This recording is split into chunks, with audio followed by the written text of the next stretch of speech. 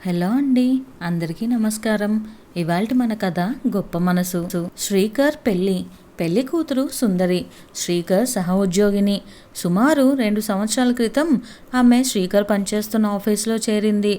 చేరినప్పటి నుంచి తన పని తాను చూసుకుపోవటం, సహ ఉద్యోగులతో స్నేహభావంతో ఉండటం తప్ప ఏనాడు సుందరి అనవసరమైన విషయాల్లో జోక్యం చేసుకోవటం కానీ, పోసికోలు కబుర్లతో కాలక్షేపం చేయటం కానీ చూడలేదు శ్రీకర్. ఇలా ఆమెను పరిశీలించడంలో ఎప్పుడు ఆమెతో ప్రేమలో పడ్డాడో అతనికే తెలియలేదు. కానీ ఆమె అభిప్రాయం తెలుసుకోవడం ఎలా? సూటిగా అడిగేస్తేనో అనే ఆలోచనతోనే సంవత్సరం గడిచిపోయింది. అటు ఇంట్లోనేమో ఇంకెప్పుడు పెళ్లి చేసుకుంటావురా, బెండకాయ ముదిరినా బ్రహ్మచారి ముదిరినా పనికిరావంటారు అంటూ తొందర పెట్టేస్తున్నారు అమ్మా నాన్న. ఇంకా ఆలస్యం చేయకూడదని అనుకొని ఒకనాడు ధైర్యం చేసి సుందరి దగ్గరికి వెళ్ళి, మీతో కొంచెం మాట్లాడాలి, మీకు అభ్యంతరం లేకపోతే ఇవాళ ఆఫీస్ అయిపోయాక నాతో కాఫీ తాగటానికి వస్తారా అని అడిగాడు. ఆమె అడుగుతున్నప్పుడే ఆమె అవునంటే సరే కానీ కాదంటే అనే ఆలోచనతోనే గొంతు వణికింది.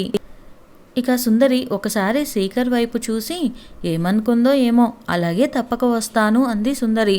అంతే, ఆ మాట చాలు అన్నట్లుగా ఊహల్లో తేలిపోయాడు శ్రీకర్. ఇక ఆ సాయంత్రం ఇద్దరు ఆఫీస్ దగ్గరగా ఉన్న రుచి అనే రెస్టారెంట్కి వెళ్ళి ఒక పక్కన 2 కుర్చీలే ఉన్న ఒక టేబుల్ దగ్గర కూర్చున్నారు. శ్రీకర్ ఇద్దరికి కాఫీ ఆర్డర్ చేసి, చూడండి సుందరి గారు, నేను సూటిగా మిమ్మల్ని ఒక విషయం అడుగుతాను, మీరు అంతే సూటిగా సమాధానం చెప్పాలి అని మీకు అంగీకారం అయితేనే నేను మిమ్మల్ని పెళ్లి చేసుకోవాలనుకుంటున్నాను అని అడిగేశాడు. ఈ విషయం ముందే ఊహించిన సుందరి, మిమ్మల్ని కాదనటానికి నా దగ్గర కారణం ఏమీ లేదండి. నిజానికి మీరంటే నాకు కూడా ఇష్టమే. కానీ ముందుగా మీరు నా గురించి, మా కుటుంబం గురించి కొన్ని విషయాలు తెలుసుకుంటే మంచిది అంటూ తన గురించి చెప్పడం మొదలుపెట్టింది. అలా చాలాసేపు మాట్లాడి చివరిగా, అంతా విన్నారు కదా, ఇప్పుడు చెప్పండి, ఇప్పటికీ మీ నిర్ణయం అదేనా అంది సుందరి. కొంచెంసేపు ఆమె వైపే ఆలోచనతో చూస్తూ ఉండిపోయాడు శ్రీకర్. నెమ్మదిగా, అవును, మీ గురించి అంతా విన్న తర్వాత కూడా నా నిర్ణయం ఏమీ మారలేదు, ఇక ముందు మారదు కూడా అన్నాడు. సుందరి ఆనందానికి అవధుల్లేవు. చాలా థ్యాంక్స్ అంటూ సంతోషంగా అది రెస్టారెంట్ అని కూడా మర్చిపోయి అతని 2 చేతులు తన చేతుల్లోకి తీసుకొని ముద్దు పెట్టుకుంది. తన చర్యకు శ్రీకర్ నవ్వుతుండడం చూసి ఎందుకా అని చుట్టూ చూసేప్పటికీ అందరూ తననే చూస్తుండటం గమనించి సిగ్గుపడి చటుక్కున అతని చేతులు వదిలేసింది. కులమతాలకి అంతస్తులకు అత్యంత ప్రాధాన్యమిచ్చే కుటుంబం శ్రీకర్ వాళ్ళది.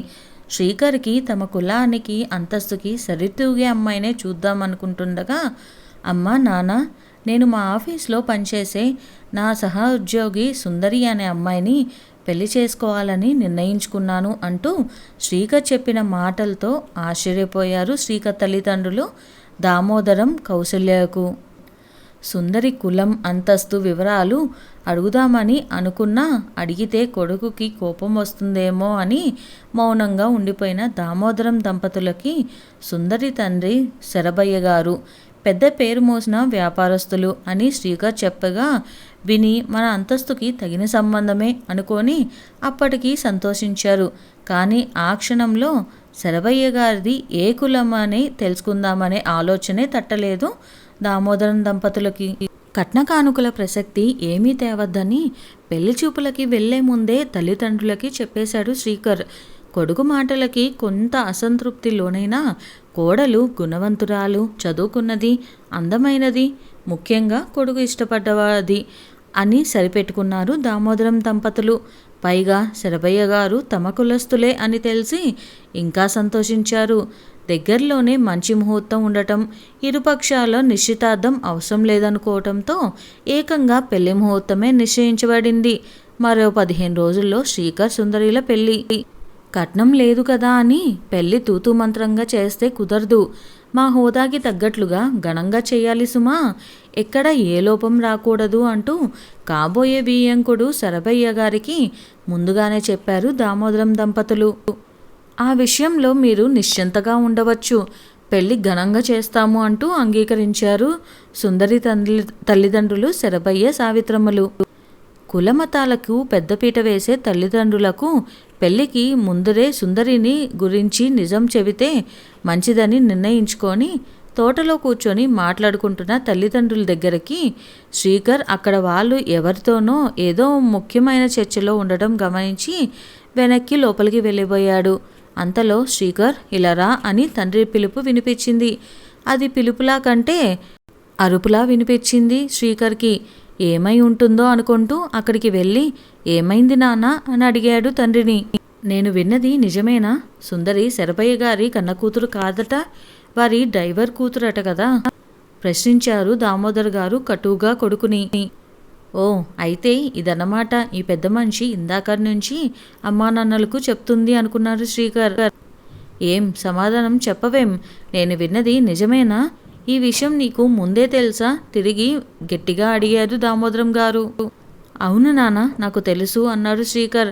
అది విని దామోదరం కౌశల్యతో పాటు అప్పటిదాకా వాళ్ళిద్దరి చెవులు కొరికిన ఆ పెద్ద మనిషి కూడా ఆశ్చర్యపోయాడు.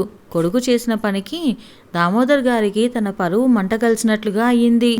పరువు ప్రతిష్టలకి మేము ఎంత విలువనిస్తామో తెలిసి కూడా ఈ నిజం మా దగ్గర దాచి నువ్వు చాలా తప్పు చేశావు అని రేపు నలుగురు కులాన్ని భ్రష్టు పట్టించాడు దామోదరం కొడుకు అని ఎత్తిపొడుస్తూ మమ్మల్ని నిందిస్తూ ఉంటే మాకు ఎంత అవమానంగా ఉంటుందో నువ్వేమైనా ఆలోచించావా అన్నారు దామోదరం శ్రీకర్తో. ఇదేదో తండ్రి కొడుకుల మధ్య వివాదానికి దారితీసేలా ఉంది. నేను జారుకుంటే మంచిది అనుకున్న ఆ పెద్ద మనిషి కూడా ఇది ఎటు దారితీస్తుందో చూద్దామనే కుతూహలంతో అక్కడే కూర్చున్నాడు. సుందరి శరభయ్య గారి కన్న కూతురు కాదనే విషయం వాళ్ళిద్దరూ నాకు ముందే చెప్పారు. శరభయ్య గారి డ్రైవర్ విధి నిర్వహణలో ప్రాణాలు కోల్పోయాడు. ఆ సంగతి విని తట్టుకోలేక బాలింతురాలైన అతని భార్య కూడా అక్కడికక్కడే ప్రాణాలు విడిచింది. అలాంటి సమయంలో శరభయ్య గారు కులము మతము అంటూ రోజుల్లో పరిచిగుద్దని అనాథని చేయకుండా తమ ప్రాణాలు కాపాడిపోయి బలి అయిపోయిన ఆ త్యాగమూర్తి కుమార్తెను అక్కును చేర్చుకున్నారు. సొంత బిడ్డలా సాకి సుందరి అని పేరు పెట్టి తన ఇంటి పేరు కూడా ఇచ్చి మానవత్వానికి మరో పేరుగా నిలిచారు. అలాంటి వ్యక్తి పెంపకంలో పెరిగిన సుందరి కూడా రేపు ఏమంటారో అనేది భయపడకుండా ఈ నిజం నాకు ముందే చెప్పి ఆయనకు తగిన కూతురు అని నిరూపించుకుంది. అందుకే సుందరే నాకు సరైన జీవిత భాగ్యస్వామి అని నేను తీసుకున్న నిర్ణయం ఎంతో సరైనదని నాకు నమ్మకం కలిగింది అని చెప్పి అది జరిగిన విషయం ఇప్పుడు చెప్పండి నాన్న. కులం మతం అంటూ ఈ పెళ్లిని ఆపాలని చూస్తున్నా మనం చేస్తున్న పని సరైనదా లేక తక్కువ జాతి పిల్లని పెళ్లి చేసుకుంటే తమ కులపు వాళ్ళనిచ్చి ప్రతిఘటన ఎదురవుతుందని తెలిసి కూడా దేనికి మెరవకుండా పెద్ద మనసు చేసుకొని ఒక పసిపాపకి జీవితాన్నిచ్చి శరభయ్య గారి ప్రవర్తన సరైనదా అని సూటిగా ప్రశ్నించాడు తండ్రిని శ్రీకర్. శ్రీకర్ మాటలకు కులమతాలే ప్రధానము అని భావించే దామోదరం కౌశల్యతో పాటు అక్కడున్న ఆ పెద్ద మనిషి కూడా ఆలోచింపచేశాయి. కాసేపు ఎవరూ ఏమీ మాట్లాడలేదు. కానీ వాళ్ళ మౌనమే కులం కంటే గుణమే గొప్పదని చెప్పకనే చెప్పింది. దామోదరం గారు కూడా అవును శ్రీకర్ చెప్పిన మాటల్లో ఎంతో నిజముంది. ఇన్నాళ్ళు నేను కులం మతం అంటూ సంకుచిత ఆలోచనలతో ఉండిపోయాను. శరభయ్యది నిజంగా ఎంతో గొప్ప మనసు. అలాంటి వ్యక్తి పెంపకంలో పెరిగిన సుందరి శ్రీకర్కు సరైన భాగస్వామి అవుతుందని అనుకొని శ్రీకర్ నీ విఘ్నతకు నిన్ను మనసారా అభినందిస్తున్నాను బాబు అంటూ శ్రీకర్ని ఆశీర్వదించారు. పరిణామాలకు బెదరకుండా ధైర్యంగా గొప్ప మనసుతో తన గురించి నిజం ముందుగానే చెప్పిన సుందరినే వివాహం చేసుకోమని కొడుకు తీసుకున్న నిర్ణయం ఎంతో సరైనదని కౌశల్య కూడా ఆనందించి కొడుకును ఆశీర్వదించింది. తల్లిదండ్రుల ఆశీస్సులతో శ్రీకర్ సుందరిల పెళ్లి నిరాటంకరంగా ఎంతో వైభవంగా జరిగింది. అప్పటి వరకు కులం మతం అని చెప్పి గట్టిగా పట్టుకొని ఉన్న ఇంతమంది గొప్ప మనసులను అర్థం చేసుకున్న శ్రీకర్ తల్లిదండ్రులు కూడా గొప్ప మనసులుగా మారిపోయాయి. మనుషుల కన్నా మనసుల కన్నా బుద్ధుల కన్నా కులం మతం ఎక్కువ కాదు అనేది ఈ కథ నిరూపించింది. ఇక మీకు కనుక ఈ వీడియో నచ్చినట్లయితే ఒక చిన్న లైక్ ఇచ్చేయండి. అలానే ఛానల్ని సబ్స్క్రైబ్ చేసుకోవటం మర్చిపోకండి. Thank you.